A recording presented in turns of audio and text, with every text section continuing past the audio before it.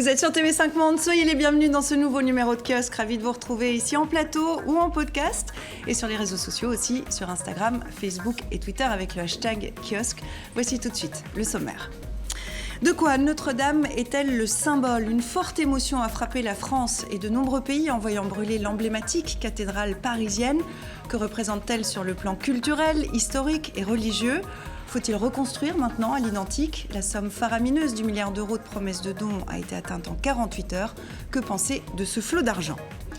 9e vendredi de manifestation en Algérie après une semaine riche en rebondissements. Le général Ahmed Gaïd Salah a dénoncé la répression policière. Le président du Conseil constitutionnel a démissionné. Après 2 mois de contestation, la transition par voie constitutionnelle est-elle encore possible ? Donald Trump est-il tiré d'affaire ? Les conclusions finales du rapport Mueller disculpent le président américain et ses proches de collusion avec Moscou, mais révèlent que le chef de l'État a multiplié en vain les pressions pour museler l'enquête. Quelles seront les conséquences politiques ? Voici les questions qu'on va se poser. On en parle tout de suite avec nos kiosqueurs. Dick Howard, philosophe et politologue franco-américain, professeur émérite à la Stony Brook University de New York. Vous êtes membre du comité de direction de la revue française Esprit, auteur de cet essai « Les ombres de l'Amérique de Kennedy à Trump », paru en septembre aux éditions François Bourin. Ana Navarro-Pedro, correspondante à Paris de l'hebdomadaire généraliste portugais Visao, installée en France depuis de longues années. Jean-Christophe Ploquin, rédacteur en chef de La Croix, quotidien français chrétien et partenaire de Kiosque, dont voici la une de ce week-end Pascal, pierre vivante, à propos de Notre-Dame, bien sûr. Enfin, Akram Belkaïd, essayiste, journaliste au mensuel français Le Monde diplomatique, collaborateur aussi au quotidien d'Oran où vous tenez votre chronique du Blédard et au site d'information Orient 21 consacré au monde arabe. Vous sortez ces jours l'Algérie en 100 questions, un pays empêché aux éditions Talendier. Et puis nous retrouverons dans quelques instants Jean-Sébastien Sauvé, historien de l'architecture depuis Montréal. Merci à vous aussi d'être déjà avec nous et merci à vous 4 de démarrer la discussion ici en plateau et de nous livrer votre analyse. Paris a bien failli perdre Notre-Dame qui a somme toute résisté. La cathédrale parisienne a pris feu lundi en début de soirée. Image rougeoyante d'un édifice emblématique de plus de 8 siècles ravagé par le feu.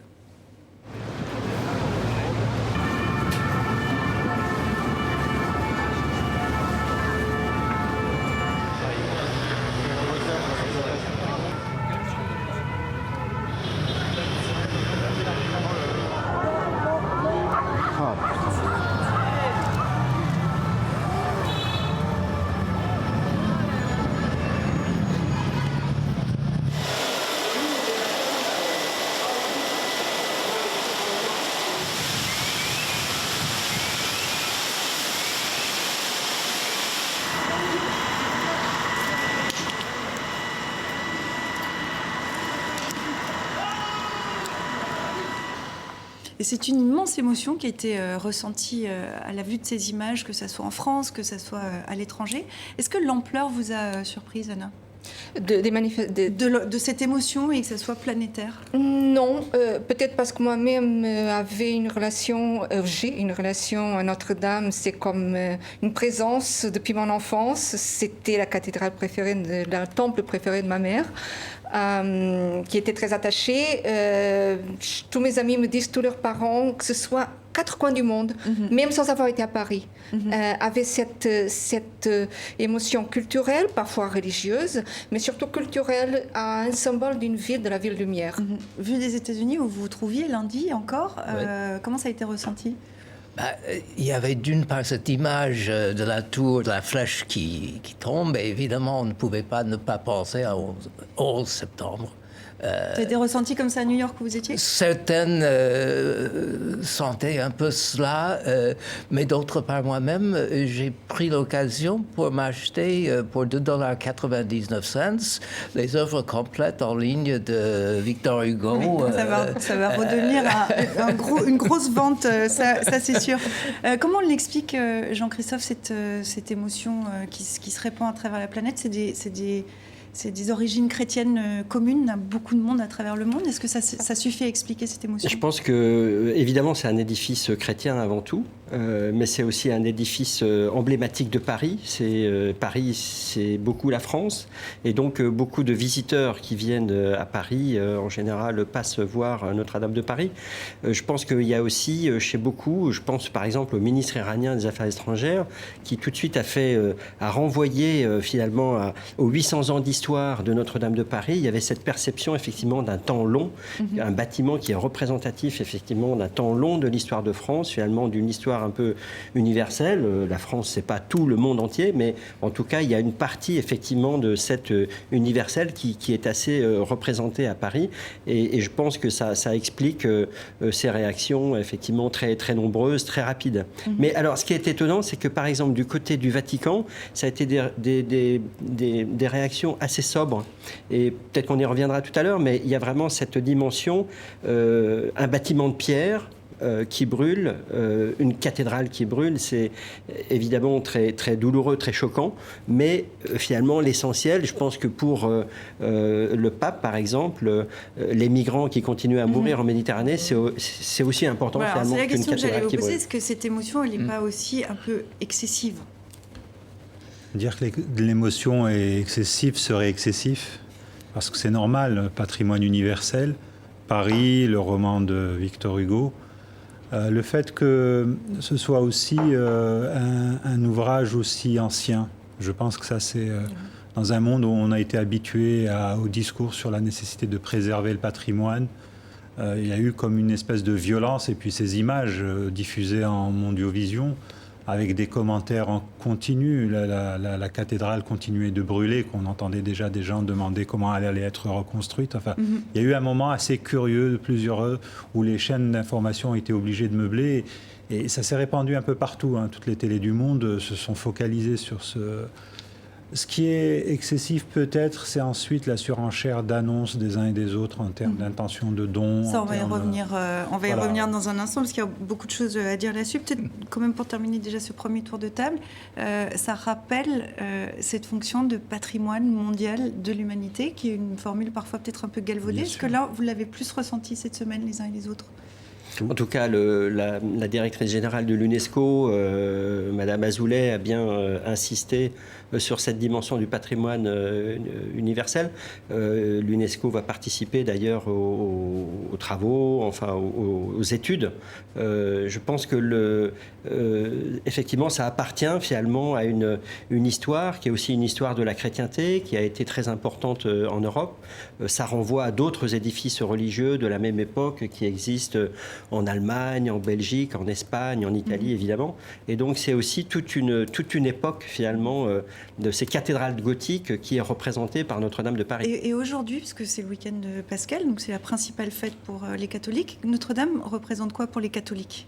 Alors la une, je ne sais pas si on peut remontrer la une de la Croix de ce week-end, avec son titre Pierre vivante. Qu'est-ce que ça veut dire très rapidement? Il y a un peu un discours un peu théologique chrétien, catholique mais plus large, qui dit les pierres, c'est pas seulement des pierres. Les pierres, une église, c'est pas seulement des pierres. Une église, c'est aussi les gens qui les constituent. Donc les pierres vivantes sont les croyants.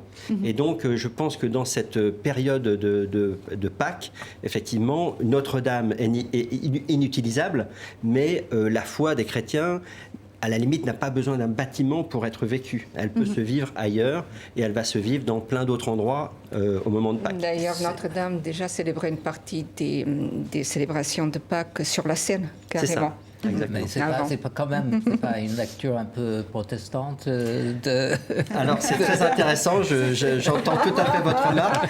On peut dire qu'il y a des passerelles. Il y a des passerelles beaucoup plus importantes qu'il y a quelques décennies entre catholicisme et protestantisme. Je vous propose qu'on parte tout de suite au Canada, où l'émotion a été ressentie également. On retrouve à Montréal Jean-Sébastien Sauvé. Vous êtes historien de l'architecture. Bonjour et merci d'être avec nous. Vu du Canada, et pour vous qui êtes historien, que représente Notre-Dame de Paris, et pourquoi les Canadiens ont été bouleversés eux aussi? D'un autre côté, évidemment, si vous demandez à n'importe quel Québécois quel est son premier voyage en Europe, il va vous répondre presque strictement Paris et tout le temps. Donc, il y a un certain attachement face à Paris. Tout le monde a pris des photos avec la cathédrale en arrière-plan. Tout le monde se montre sur Internet un peu aussi avec la cathédrale. Elle est connue de tous ici, que ce soit dans la culture populaire ou littéraire, Victor Hugo, mais aussi la comédie musicale de Luc Plamondon. Donc, évidemment, tout le monde a un peu d'attachement. Puis moi, je me plais tout le temps à penser peut-être qu'un de mes ancêtres aurait participé à sa construction comme tailleur de pierre. Qui sait? Alors, question qui se pose cette semaine déjà, et elle fait déjà débat. Est-ce qu'il faut, et là je m'adresse à l'historien, est-ce qu'il faut reconstruire Notre-Dame à l'identique ou y apporter une touche de modernité? Est-ce que c'est une belle opportunité architecturale aussi? Écoutez, c'est un petit peu une question assez spéciale parce que si on était à l'époque médiévale, on ne la poserait même pas. Donc, il y a des cathédrales qui brûlaient. Il y a même des évêques qui mettaient en feu des cathédrales romanes pour pouvoir construire quelque chose de mieux, quelque chose de nouveau. Dieu merci, à Paris, on a évité le pire. La voûte a résisté. Donc, on va parler d'une restauration. Donc là, la première étape va être d'inspecter très bien les pierres, regarder la stabilité de l'édifice et aussi sécuriser la maçonnerie qui est encore présente, mais aussi protéger le tout avec de l'eau. Après le feu, c'est maintenant l'eau, le pire ennemi de la structure. Et vous allez pouvoir, donc, avec un examen des pierres, ensuite regarder la construction de la charpente, puis de la fameuse flèche, et à savoir qu'est-ce qui est authentique. Est-ce qu'on veut faire à Strasbourg? À Strasbourg, à vrai dire, on va faire un parallèle. Strasbourg, après la Deuxième Guerre mondiale, la tour de croisée avait été endommagée par des obus. Et là, on se posait la question, est-ce qu'on va construire la flèche, à vrai dire, la tour de croisée du 14e siècle, celle du 19e siècle, qui est une création originale, un peu à la façon de Viollet-le-Duc, ou il y a même des gens qui proposaient de construire une espèce de diamant de verre pour montrer que, oui, le 20e siècle, à l'époque, pouvait aussi avoir sa marque. Qu'est-ce qu'on voit actuellement arriver à Paris? C'est un peu la même chose. Donc, on s'est précipité, peut-être, à mon avis, un peu trop rapidement à lancer un concours d'architecture avant de savoir si la structure même peut accueillir une structure comme ça tout de suite. Et là, donc là, ça s'est enflammé et tout. Donc, évidemment, il va y avoir des personnes du 21e siècle qui vont vouloir s'emparer de ou ils vont vouloir laisser leur marque architecturale sur un édifice qui est aussi important que Notre-Dame. On peut penser, je veux dire, à la façon du Reichstag, par exemple, où Norman Foster a mis, mais c'était pour d'autres raisons. C'était pour faire oublier un peu le nazisme et tout. Alors qu'à Notre-Dame, c'est pas ça. Alors... Ma crainte, je vous dirais là-dedans, c'est franche. Oui, excusez-moi. Non, je vous en prie, pardonnez-moi, vous l'aurez compris, hein, ceux qui nous regardent, on a un petit décalage de son. Non, je voulais, vous parliez de précipitation tout à l'heure. Je voulais vous interroger rapidement pour terminer sur le délai. Emmanuel Macron, le président français, veut reconstruire en 5 ans. C'est un coup de com' ou c'est réalisable? Écoutez, c'est à la fois un coup de com' et c'est aussi réalisable s'il veut le faire en 5 ans, mais je ne suis pas certain vraiment de la qualité des résultats. On pourrait le faire en 1 an, un coup parti, mais là, ça dépend des ressources matérielles que vous voulez utiliser, des ressources humaines. Économiques, on dirait que ça va plutôt bien de ce côté-là, mais il faut savoir que Notre-Dame va maintenant prendre la majorité du budget consacré au patrimoine en France pour les prochaines années. Oui, mais pourquoi on ne prend pas son temps? Moi, je me pose la question. Pourquoi pas prendre son temps? La cathédrale, c'est pas construite en 5 ans. Excellente question. On va essayer d'en débattre ici en plateau. Merci beaucoup d'avoir été avec nous depuis Montréal. Merci pour cet éclairage fort utile. À très bientôt. Très bonne journée à vous. C'est vrai, pourquoi ne pas prendre son temps? C'est quoi? C'est le signe d'une époque pressée? Il va l'inaugurer au cours de son 2e mandat, qu'il anticipe déjà. Bon, donc c'est de la politique politicienne à court terme, alors. C'est les Jeux Olympiques de Paris. Bien c'est Paris 2024. Oui. C'est les Jeux Olympiques. Donc, c'est à voir. Il y a sans doute aussi la dimension touristique. Comme on vient de le dire, Notre-Dame de Paris, c'est un lieu extrêmement visité. Donc, dans un sens, plus vite les touristes pourront y revenir et mieux ce sera. Mais tout le processus de reconstruction peut être un énorme chantier, même d'unité, comme beaucoup de gens ont fait savoir, de réapprentissage de certains métiers. Le bois doit être séché, les chaînes ne peuvent pas être coupées, mais là-dedans. Donc, effectivement, il faut prendre le temps aussi. Il ne suffit pas 3 années d'ENA pour y arriver. Comme le disait Jean-Sébastien Sauveur, l'argent ne va pas manquer parce que les braises encore fumantes s'est tout de suite posé la question de cette reconstruction. Somme faramineuse du milliard d'euros de promesses de dons a été atteinte en 48 heures. Qu'est-ce que vous en pensez de ce montant? 1 milliard d'euros en 48 heures? C'est à la fois un effet de la société de communication, de cette société, comment dirais-je, où l'argent est facile, où les taux d'intérêt sont bas, etc., etc. Mais il y a autre chose qui me frappe dans cette affaire. Je me suis souvenu de mes expériences en Europe de l'Est du temps du communisme. Et je me baladais avec des amis dissidents et on parlait justement de cette idée que les contributions des individus privés soient défalquées des taxes qu'on devait... Taxés, oui. Et on n'arrivait pas en Europe de l'Est. Bon, il y avait des dissidents. Ensuite, après 89, un de mes amis est devenu ministre. Et il me disait, un de nos problèmes, c'est justement on n'arrive pas à mobiliser les intérêts privés. Au contraire, on a tous les problèmes que... Oui, parce que vous faites bien de le souligner, parce que ce qui fait un petit peu débat aussi, c'est que c'est une somme un peu folle de grandes entreprises françaises, mais se pose la question de la défiscalisation, et évidemment, ça fait débat. On entend dire aussi que finalement, on débloque 1 milliard pour un bâtiment, alors qu'on n'arrive pas à débloquer de l'argent pour la misère sociale. On pense aux gilets jaunes. Qu'est-ce que vous en pensez, vous? Est-ce que c'est un débat un peu facile, quand même, Akram? L'émotion qui a été générée par cette catastrophe, elle révèle aussi une certaine mauvaise conscience des uns et des autres, notamment de l'État.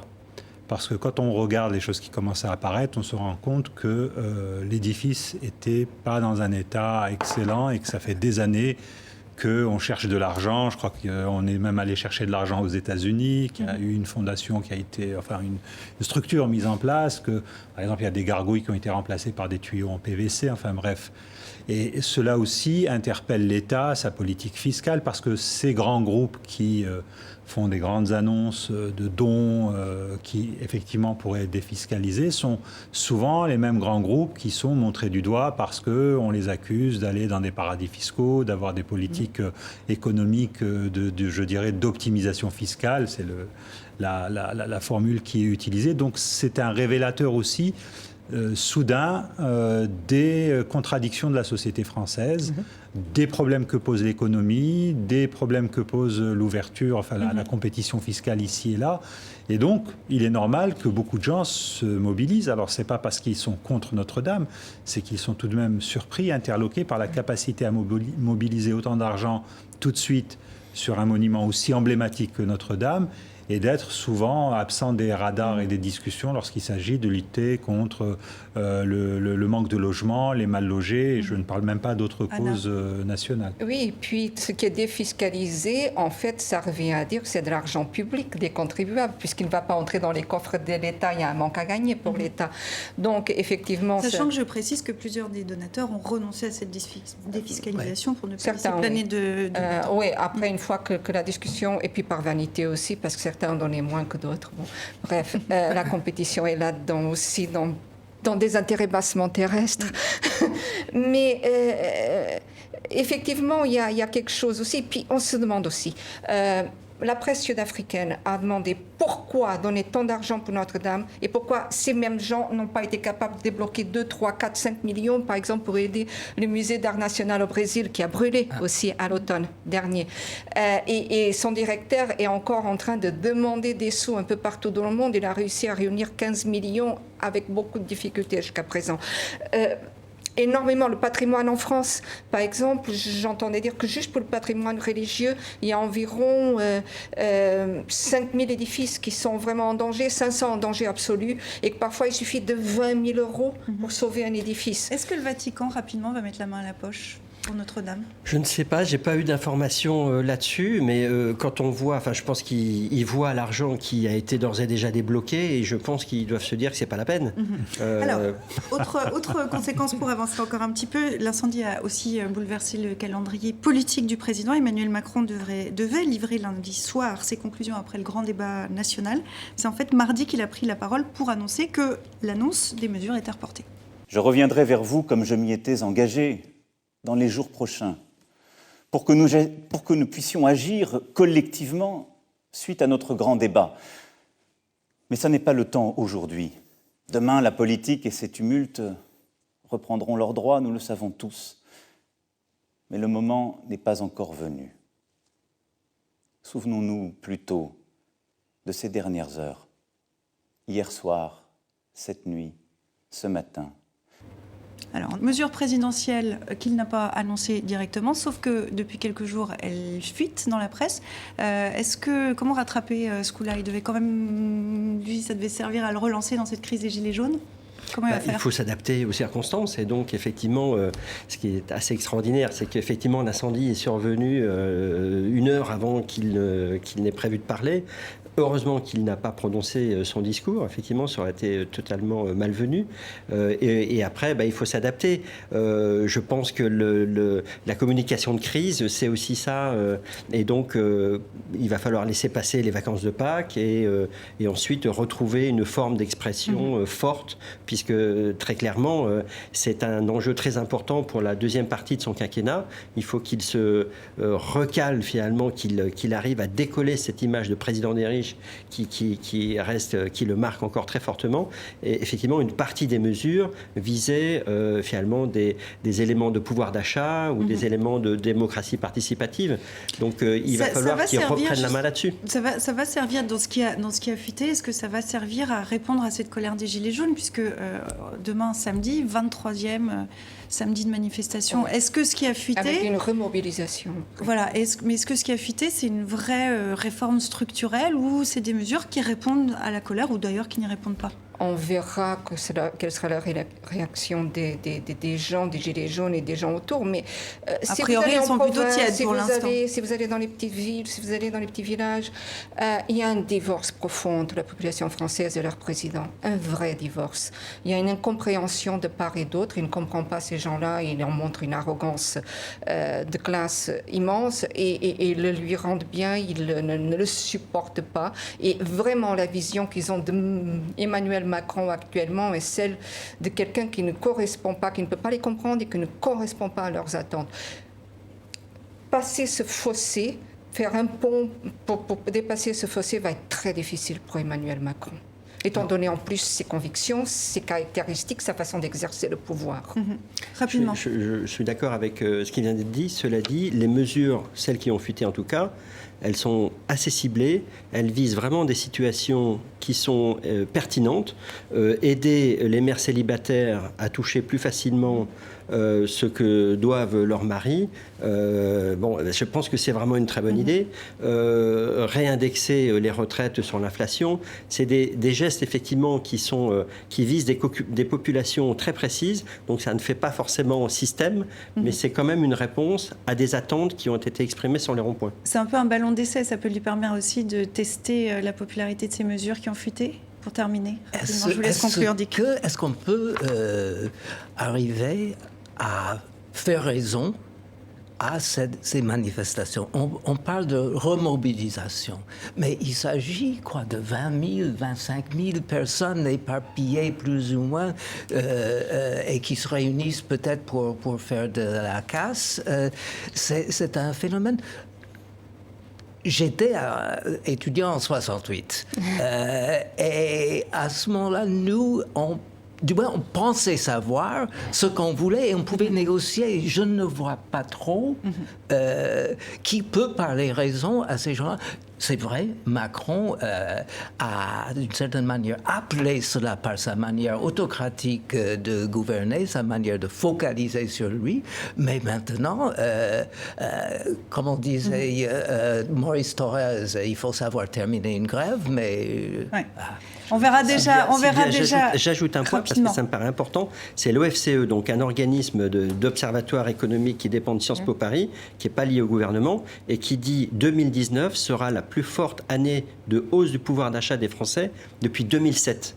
Donc déjà, le 10 milliards d'euros qui a été prévu en janvier, on sait qu'il va avoir un effet direct sur le pouvoir d'achat des Français. Question, est-ce qu'en revanche, ça sera entendu par la base des Français? Et peut-être qu'on aura déjà une meilleure idée la semaine prochaine, puisqu'on attend donc ces annonces vraisemblablement la semaine prochaine. Et nouveau samedi de mobilisation en France, demain samedi. Si vous nous rejoignez maintenant, soyez les bienvenus dans Kiosque. On continue à passer en revue l'actualité de la semaine avec Jean-Christophe Ploquin de La Croix et le philosophe et politologue Dick Howard, avec Anna Navarro-Pedro de Visao et Akram Belkaïd du monde diplomatique. On en vient à l'Algérie. L'Algérie, mardi, où les manifestations se sont poursuivies. Mardi encore, le président du Conseil constitutionnel a démissionné. Toujours mardi, le général Ahmed Gaïd Salah a prononcé un discours politique très attendu. L'homme fort du pays a désavoué le recours par la police à la répression des manifestants et a promis de protéger les citoyens. L'armée nationale populaire se considère toujours aux côtés du peuple, au service du peuple et de la patrie. Elle reste mobilisée pour que les demandes légitimes et les espoirs du peuple se réalisent. Pour construire un État fort, sécurisé et stable. Un État où chaque citoyen trouve sa place naturelle et ses aspirations méritées. Nous construisons une armée qui ne prendra aucune décision pouvant desservir le peuple et le pays. Une armée qui tient à ce qu'aucune goutte de sang ne soit versée pour servir toutes les parties. Alors on vient de l'entendre, le patron de l'armée a tenu à se démarquer des violences policières de la semaine dernière. Qu'est-ce que ça veut dire ? Qui a provoqué ces violences ? Il y a eu une mise en cause très claire, à la fois implicite des forces de police, donc ce n'est pas l'armée, puisque c'est la police qui était sur le terrain. Une première mise en cause, mais voilà, qui était plutôt voilée. La deuxième mise en cause, elle était explicite, elle allait à l'encontre de l'ancien chef des services secrets qui a été mis en cause, accusé de continuer à agir contre l'intérêt de l'armée et du peuple et menacé par le chef d'état-major de mesures de rétorsion. Sur les violences, qui en a donné l'ordre ? Bien, écoutez, là, c'est vraiment le grand mystère parce que la police était sur le terrain, il y a eu des comportements donc, de violence à l'égard des manifestants, il y a eu des gaz lacrymogènes qui ont été envoyés dans un endroit assez emblématique de la capitale qui est le tunnel des facultés. Les manifestants passent par là-bas tous les vendredis, c'est un grand moment de la manifestation, ils partent de la Grande Poste, ils font le tour. Et à l'intérieur de ce tunnel où il y avait des femmes, des enfants, une foule compacte, des inconscients ont jeté, il y a des images qui ont circulé. La police a été mise en cause, la Direction générale de la Sûreté nationale, DGSN, qui elle a démenti. Et donc on en est resté là avec clairement ce discours qui consiste à dire, comme ça s'est déroulé dans d'autres pays pendant les printemps de 2011, l'armée adresse des mises en garde à la police, aux forces de police, pour dire il est hors de question que vous usiez de violence à l'encontre de la population. Ce qui est intéressant dans cette affaire, c'est deux choses. C'est que d'une part, on va voir quel est le poids de la parole du chef d'état-major, parce que s'il y a encore des violences aujourd'hui, vendredi, ça voudra dire que la police n'en fait qu'à sa tête et qu'elle n'obéit pas d'une certaine manière à celui qu'on considère comme étant l'homme fort du régime actuel, le chef d'état-major Ahmed Gaïd Salah. Et la deuxième chose, c'est qu'on n'a pas pris peut-être la mesure, si vous voulez, au cours des 20 dernières années, de l'importance qu'a prise la police en termes d'effectifs, d'influence. Et c'est vrai que sous Bouteflika, les forces de police ont été considérablement renforcées avec des nouveaux équipements, avec une espèce d'autonomie par rapport au pouvoir de décision militaire. Et on en voit aujourd'hui un peu la traduction. Le côté pacifique des manifestations, c'est ce qu'on souligne depuis le départ. C'est ce qui sauve les manifestations aussi. Oui, sûrement. Vu de l'étranger, c'est assez remarquable en plus. Mais vous savez, je pense que la jeunesse était à la pointe de ce mouvement. Et l'Union européenne a fait une étude très intéressante sur la jeunesse algérienne. Elle fait une étude sur les jeunesses du monde entier. Ça s'appelle Generation What, pardonnez mon anglais, mais c'est le nom officiel. Et le rapport sur la génération, sur l'Algérie, la jeunesse algérienne est sorti en février là. Et on demandait aux jeunes, c'est sur Internet, et puis on demandait aux jeunes 167 questions. On peut leur poser 167 questions sur leur rapport au pays, à la culture, à la tradition, aux institutions, comment ils voyaient leur avenir. Résultat ? Résultat extrêmement intéressant. La jeunesse a un énorme divorce, d'environ 2/3, un divorce avec les institutions publiques, que ce soit les syndicats, le pouvoir politique, la police, les médias, les ONG, etc. L'armée est aussi décriée, mais de toutes les institutions pas respectées, c'est celle qui est relativement la plus respectée, presque à 40%. Et c'est celle qui aujourd'hui est aux commandes, en réalité, avec le général Salah. Parce que vous disiez tout à l'heure qu'il s'en est pris ouvertement, il a lancé une pique au général Toufik, qui est son vieil ennemi. Qui est-il? Et est-ce qu'en effet, comme le dit le général, il essaie de mettre un peu de désordre dans cette transition qui a du mal à s'organiser? Ça, on n'en sait rien. Est-ce que le général Medienne dit Toufik, ancien patron des services secrets algériens, et derrière tout ça, lui s'en défend. Il a fait un communiqué pour dire qu'il ne rencontrait personne, qu'il n'œuvrait pas contre la souveraineté nationale. Mais là, c'est une première tout de même. C'est-à-dire qu'on a un chef d'état-major, général de corps d'armée, qui met en cause un autre général de corps d'armée, fût-il retraité. Juste une petite chose pour rajouter sur le pourquoi ces manifestations sont réussies, c'est important à dire. Mon collègue et confrère Jafar Saïd a fait un billet aujourd'hui qui s'appelle le 10 du vendredi, où il dit clairement que si ces manifestations réussissent jusqu'à présent, c'est aussi parce que les Algériennes sont sorties dans la rue. Les femmes. Et que les femmes sont dans la rue et que la présence de femmes dans les cortèges joue beaucoup sur l'incapacité et le désarroi des forces de sécurité par rapport à ces corps. Il est persuadé, par exemple, que si jamais les femmes n'étaient pas sorties, peut-être que les choses se passeraient autrement. Il y a des signes de tension au niveau du régime, ces attaques, ces pics d'un général à un autre général? Très clairement, on sait que le régime algérien, durant les dernières années ou les dernières décennies, il y avait 2-3 pôles très forts qui étaient rivaux, mais qui s'équilibraient finalement et qui amenaient aussi finalement à cette paralysie de l'exécutif à laquelle on a assisté avec la prolongation presque sans fin des mandats de Bouteflika. Là, très naturellement, les événements provoquent des déséquilibres et donc on voit effectivement cette figure du général Gaïd Salah qui émerge. Moi, j'entends ce que dit Akram Belkaïd sur la portée de son pouvoir, jusqu'où est-ce qu'il contrôle vraiment l'ensemble du système. Il est effectivement à la tête de l'armée, ça ne suffit pas pour finalement pouvoir contrôler l'ensemble du système. Donc c'est très évolutif et donc on va voir si dans les jours et les semaines qui viennent, c'est effectivement le patron du pays. Et parmi les évolutions, se pose aujourd'hui une question, avec la démission mardi aussi du président du Conseil constitutionnel. Est-ce que l'option constitutionnelle pour la transition est toujours d'actualité? Est-ce qu'elle est toujours possible? Ou est-ce qu'aujourd'hui, il va falloir réfléchir à une transition en dehors de la Constitution? C'est ce que demandent beaucoup de manifestants. Si les gens sont encore dans la rue, c'est qu'ils ne veulent absolument pas ces élections. Mais est-ce que ça veut dire que le général Salah va devoir reculer là-dessus?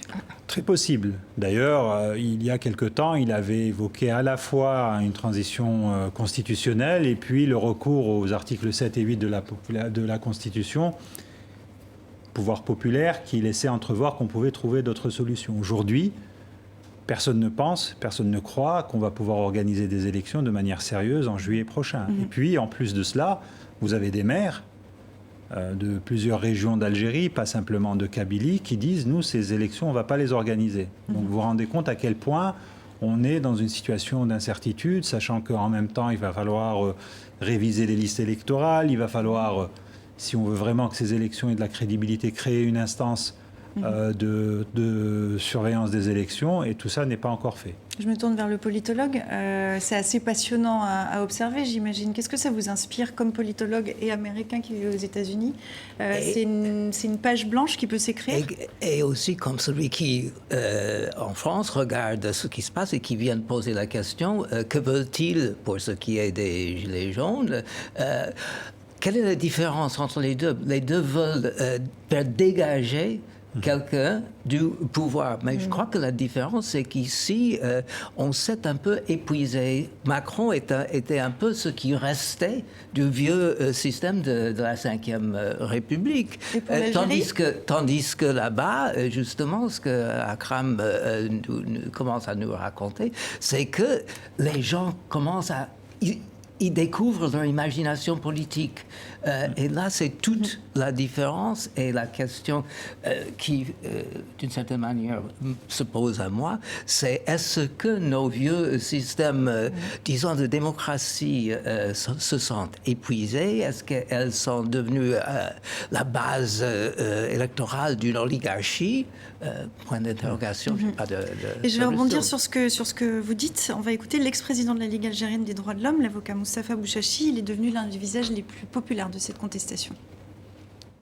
Ce qu'on leur demande, tout simplement, c'est de partir.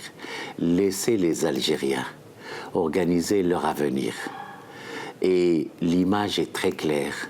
On veut aller vers une période de transition. Les Zaïm al-Wahid. Le seul chef, c'est le peuple. Il faut qu'on fasse confiance au peuple et qu'on oublie les chefs. C'est ce qui, par le passé, a cassé les processus démocratiques. Pour cela, moi je ne suis qu'un simple citoyen avec les Algériens. Et j'essaie comme je peux de les conseiller. Oublier la fonction de leader qui a par le passé cassé les processus démocratiques, dit Moustapha Bouchachi. Vous êtes d'accord avec ça ou c'est dangereux? La transition reste très délicate. Le pouvoir va s'accrocher, peut-être essayer de présenter un candidat à peu près potable. La rue ne va pas l'accepter parce que la jeunesse algérienne est très éduquée.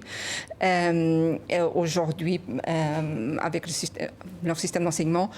Mais sur cette idée qu'il ne va pas y avoir de dirigeants dans ces manifestations. Ça va être vraiment, vraiment compliqué de faire émerger des figures politiques. Ce n'était pas une démocratie, l'Algérie, en fait. C'était une démocratie rognée, si on veut. Peut-être qu'il pourrait regarder du côté de l'Islande, qui à un moment donné de son histoire, récemment, s'est trouvé à essayer de trouver un modèle tout à fait différent pour rebâtir son système politique, qui a même eu pour avoir... ils n'avaient plus confiance en personne. Et ils ont recouru à quelque chose dont je me méfie beaucoup, mais dans leur cas, ça a marché. Et ça peut être adapté à beaucoup de circonstances. Le tirage au sort pour établir un début d'assemblée constituante et avoir une nouvelle constitution, un nouveau départ. Parce que les figures... Le problème, c'est les figures à qui l'armée peut faire confiance. Est-ce qu'il y a des figures qui émergent et qui feraient à la fois consensus auprès des manifestants et qui serait accepté par le régime qui est quand même toujours là et qui laisserait la place? Je pense que le grand drame du monde arabe jusqu'à présent, en tout cas des pays de la région, c'est l'espérance en un homme providentiel. C'est aussi quelque part peut-être le drame de la Ve République en France. Mais pour le cas algérien, on est tout de même dans une séquence où on a une espèce de libération d'énergie, de parole. Ça ne veut pas dire que tout va bien.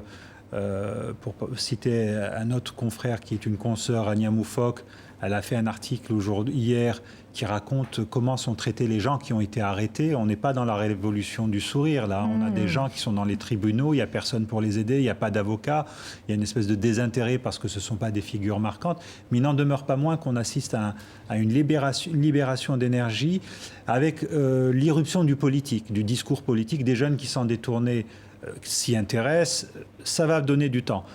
Il y a des organisations qui sont déjà sur le terrain. Tout cela, bien entendu, est incertain, mais je ne serais pas étonné qu'on assiste à l'émergence d'une génération du mouvement du 22 février. Il suffit juste d'avoir le temps. Par contre, si on a effectivement des élections en juillet prochain, avec l'élection d'un homme qui aura réussi à convaincre le système, qui ne changera pas trop les choses, là on continuera dans une séquence de contestation et qui voudra dire que l'Algérie n'est toujours pas sortie de cette fausse démocratie. C'est ça le danger pour conclure? Moi, ce que je trouve très frappant, c'est que pour le moment, on ne voit pas encore les rapports de force. Une fois que le régime aura été écarté, on ne voit pas encore apparaître des tensions internes finalement. Et je pense du coup à ce qui s'est passé en Tunisie. Vous parliez de l'Islande. Je pense que les Algériens peuvent regarder ce qui s'est passé en Tunisie. Ça a été quand même très intense, ce rapport de force, pour faire vite, entre islamistes et nationalistes tunisiens. Ça a pris 2 ans, 3 ans. Il y a eu des moments extrêmement tendus. Et ça, on ne le voit pas. On ne voit pas encore quels pourraient être quels pourraient être les camps en présence justement en Algérie. Donc la scène, pour le moment, elle est assez paradoxalement, les rues sont pleines, mais la scène politique est assez vide. Et c'est tout le déséquilibre aussi qui est intéressant à observer. Et je pense qu'on va continuer à en parler, puisque ça continue. Les Algériens sont dans la rue ce vendredi encore, 9e vendredi consécutif. Certes, le secret était un peu éventré par le résumé de 4 pages publié fin mars, mais la publication hier jeudi aux États-Unis du rapport Mueller sur l'ingérence russe dans la présidentielle américaine de 2016 était très attendue. Voici les conclusions qui réjouissent, vous allez le voir, le président américain. Donald Trump, tout sourire en Floride, visiblement détendu après la publication du rapport sur l'ingérence russe dans la présidentielle américaine de 2016. Ce jeudi, dans une nouvelle allusion à la célèbre série de HBO Game of Thrones, Donald Trump s'est adressé aux enragés et démocrates de la gauche radicale. Selon lui, la partie est bel et bien terminée. Pas de collusion, pas d'obstruction. Il n'y en a jamais eu en fait, et il n'y en aura jamais. Donald Trump blanchit de toute collusion avec Moscou. Après 22 mois d'enquête, le doute persiste néanmoins sur des soupçons d'entrave à la justice dans cette affaire. Le président américain aurait tenté de limoger le procureur spécial Robert Mueller. Les démocrates majoritaires à la Chambre des représentants exigent l'accès à l'intégralité du rapport et non à la version dépourvue d'informations confidentielles qui vient d'être publiée. Nous devons savoir ce qui a été enlevé du rapport dans sa version publique. Ce rapport concerne ce qui est criminel ou pas criminel. D'autres actions qui auraient pu compromettre le président ou son entourage auraient pu être omises de ce rapport. Un rapport qui révèle qu'en mai 2017, Donald Trump aurait réagi avec effroi à l'annonce de la nomination de Mueller. C'est terrible, c'est la fin de ma présidence. Je suis foutu. Les démocrates demandent au procureur spécial et au procureur général de comparaître devant le Sénat le plus rapidement possible. Alors, ce rapport était très attendu, on ne va pas se mentir. Beaucoup, et notamment des démocrates, espéraient que ce serait l'arme fatale ultime contre Donald Trump. Bon, ce n'est pas le cas. Non, et ça reflète justement la faiblesse du Parti démocrate, mais plutôt aussi la faiblesse du système politique américain. Il y a une juridification du politique, cette idée que justement on pourrait se débarrasser d'un président de cette manière est une manière, je dirais, antipolitique de procéder. Mais c'est curieux parce que je crois que les élections de 2016, donc, qui a porté au pouvoir Donald Trump et qui a vaincu Madame Clinton, opposaient deux formes d'antipolitique dans le système américain. Et justement, il faudrait que les Américaines apprennent peut-être de cette situation qu'il y a des questions qui sont proprement politiques et qui ne peuvent pas être évacuées ni par la Cour, les juridictions, ni non plus par recours à une technocratie. Et donc, en même temps, si je me permets une chose, ce rapport, ça fait 466 pages. On a assez de choses déjà pour discourir longuement sur la question, non pas de collusion qui entre aurait eu l'équipe lieu de campagne entre les et les Russes, etc. ça c'est écarté. C'est écarté. Mais ce qu'on voit dans ce rapport, c'est que la politique américaine a été corrompue dans le sens républicain du terme. C'est-à-dire qu'on voit que nous entrons, comment dirais-je, dans la fin de la République romaine, pour le dire comme ça, la corruption qui prédomine. Et je suis bien curieux de savoir comment les gens vont lire ce rapport qui... Alors justement, est-ce que les Américains sont un peu sur leur faim? Parce que ce qu'il faut préciser aussi, c'est que c'est une version expurgée en partie. Il y a des éléments qui manquent. Les démocrates disent qu'ils veulent une version complète. L'opinion américaine qui a reçu ce rapport hier, est-ce qu'elle reste sur sa faim ou voilà? Non, franchement... est-ce que ça intéresse les Américains? Écoutez, oui, ça intéresse parce qu'on cherche ce qu'il y a de croustillant dans l'affaire. Quand il y a eu l'impeachment de Clinton et le rapport Starr, le dernier procureur, etc., là, du moins, il y avait des choses sexy, littéralement, en l'occurrence. Mais il y a un petit peu de croustillant quand même. Un Donald Trump qui s'explique. Déjà, la situation en soi est croustillante. Le Parti démocrate, comme disait Dick, très justement, a délégué à la justice l'action politique qui devait être la sienne de combattre ce président-là, l'action politique de ce président-là quand il n'était pas d'accord avec elle. Deuxièmement, on a un rapporteur, Robert Mueller, considéré comme un homme très propre, qui déjà a dirigé l'FBI, qui a dit au monde entier qu'il y avait des armes de destruction massive en Irak, mais passons là-dessus. C'est un type qui défend quand même son pays, et là, on n'a aucun doute. Et c'est un homme qui a une certaine notion de son devoir, sans aucun doute. Eh bien, il utilise la probité absolue de l'arsenal juridique pour combattre en face une clique, un président qui a été formé dans sa jeunesse, a fricoté, il a été formé par l'avocat de la mafia de New York, quand même. Donc les méthodes sont tout à fait différentes. On n'est pas à armes égales, et ça pose un problème immense au Parti démocrate et à la politique américaine, mais pas que dans d'autres pays. Est-ce qu'on peut combattre des gens qui nous font sortir de la décence, de la politique, de l'éthique en politique, avec des méthodes qui sont les leurs, c'est-à-dire celles qui ne sont pas ni éthiques, ni... C'est une bonne question que vous posez, Voilà. on s'éloigne un peu des conclusions du rapport, mais qu'est-ce que, Akram, est-ce que c'est une bonne question que pose Anna, et qu'est-ce que vous y répondez, vous ? Oui, c'est une très bonne question, mais elle fait quelque part aussi écho à ce que vous venez de dire. C'est l'absence de la politique, quelque part aussi, parce que tous ces derniers mois, à lire la grande presse américaine, le New York Times, le Washington Post, tout le monde attendait ce rapport, comme si c'est ce rapport qui allait régler la compétition électorale et que ça allait empêcher. Finalement, pour reprendre une expression célèbre, ça a fait pchit. Mais voilà, et là on sent un certain désarroi. Alors on se raccroche au fait qu'il y aurait des morceaux caviardés, mais pourquoi ? On ne comprend pas très bien pourquoi, mais on se dit qu'en même temps... On a quand même un président qui a tenté d'empêcher une enquête. On voit quand même qu'il a eu des petits moments de panique. Il y a quand même des petites choses un peu croustillantes dans ce rapport. Oui, qu'un président, effectivement, essaye de peser sur son administration.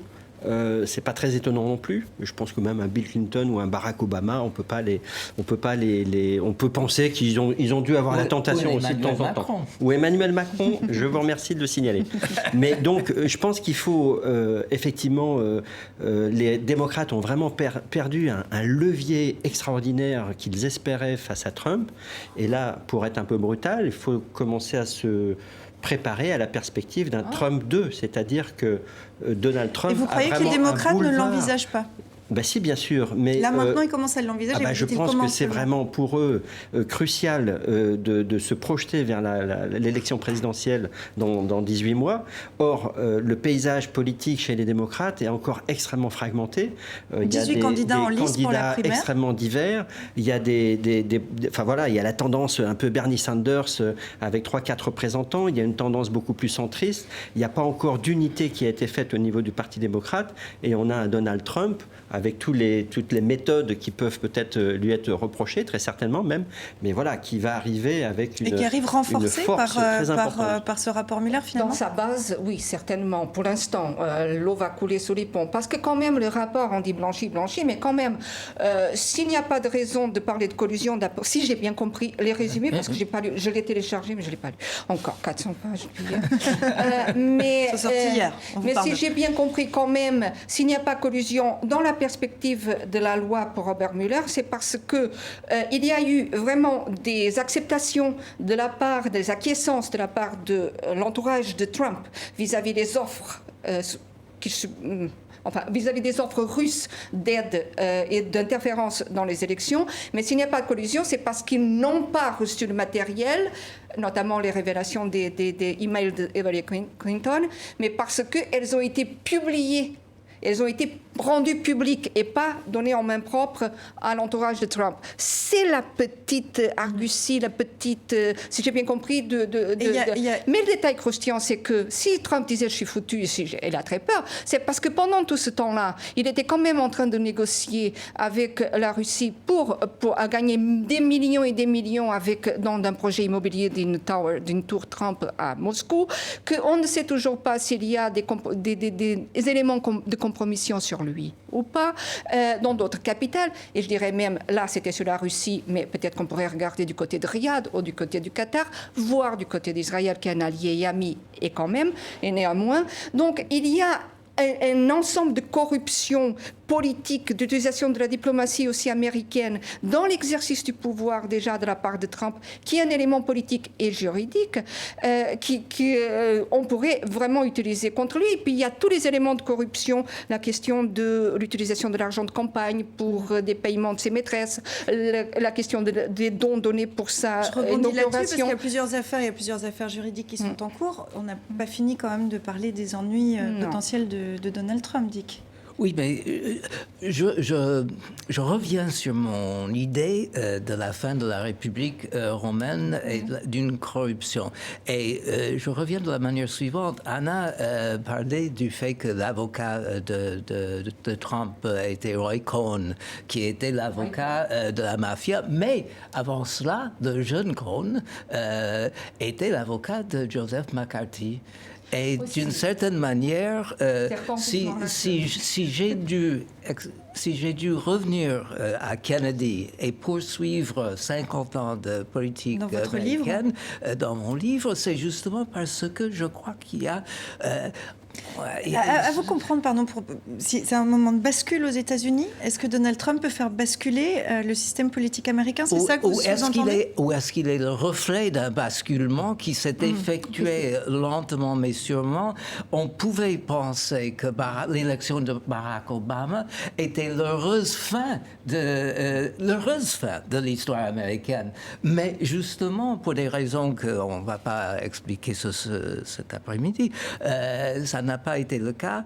Et on voit que, pour revenir aux poutres de Notre-Dame, on voit qu'il y a quelque chose de pourri dans ces poutres, dans ces supports.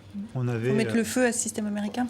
On avait par exemple, effectivement, je suis tout à fait d'accord avec Dick, puisque on avait accusé Bush d'avoir miné l'appareil d'État américain, par exemple en nommant ses copains à certaines grandes agences. On se souvient de son ami qui était en tête de l'agence pour les secours après Katrina, et on s'est rendu compte que le gars était un éleveur de chevaux, etc. Exactement. Et donc on avait réfléchi sur ce népotisme dans une grande puissance comme les États-Unis, et effectivement Obama est arrivé, on s'est dit ça va...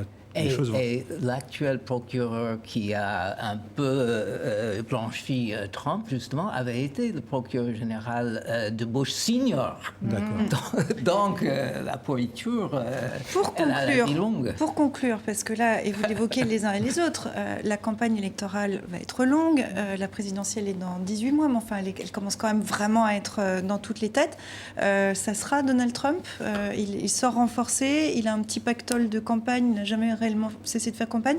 Ça paraît évident que ça sera Donald Trump, le candidat des Républicains. Tant qu'une élection ne s'est pas déroulée, contrairement à certains pays, on peut pas partir du principe que Trump a gagné.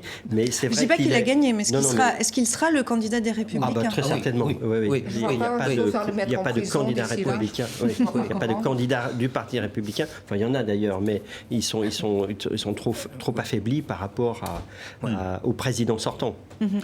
Quoi qu'il fasse... D'un mot à Kram, et puis je vous laisserai conclure, Dick. Moi, j'ai l'impression que quoi qu'il fasse, quoi qu'on lui reproche, et c'est ce que tu as dit, sa base lui reste fidèle. Exact. Donc, pour qu'il perde, il faudrait qu'une partie de sa base l'abandonne, et on voit bien que quoi que la presse apporte comme révélation, normalement, ce gars-là, avec tout ce qu'il a fait pour une base conservatrice, qui n'aime pas trop les scandales sexuels, pour qui la question de la Russie, ça devrait être le grand diable, eh bien, cette base lui reste fidèle, et c'est ça la question, c'est est-ce que cette base est assez grande pour le porter, et surtout qu'il aura en face de lui? Non, mais il y a une autre question. Pour qu'il gagne, justement, il faudrait que les démocrates se tirent réciproquement une balle dans le pied. Ils sont capables. Et justement, c'est de ce parti-là, il a cette tendance. Bon, beaucoup de l'eau va couler sous les ponts d'ici à la présidentielle, mais bon, je pense qu'on peut d'ores et déjà dire qu'elle risque quand même de se révéler assez intéressante. Je vous propose qu'on conclue cette émission, comme toujours, avec la semaine de dilemme. Qu'est-ce qu'il a retenu de l'actualité? Eh bien, vous allez le voir, la tristesse face à l'incendie de la cathédrale Notre-Dame, la tristesse de ce Parisien qui apporte des seaux d'eau pour essayer de venir à bout des flammes, le pauvre. Et puis ce parallèle de dilemme, des armes françaises utilisées dans la guerre au Yémen, c'est la charpente qui à tout prix constate ces Yéménites face à la destruction de leur mosquée. La révolution se poursuit en Algérie. Ils ont gardé le sens de l'humour, ces esclaves, ces policiers, face à un manifestant amoché, mais brandissant encore un panneau sur lequel on peut lire « Pacifique ». En Libye, la bataille de Tripoli, le maréchal Haftar marque des points. « J'ai récupéré la baignoire de Kadhafi », se félicite-t-il, une serviette autour des reins, pas révulsée à la vue du sang. Le gouvernement reconnu par la communauté internationale a émis cette semaine un mandat d'arrêt contre lui.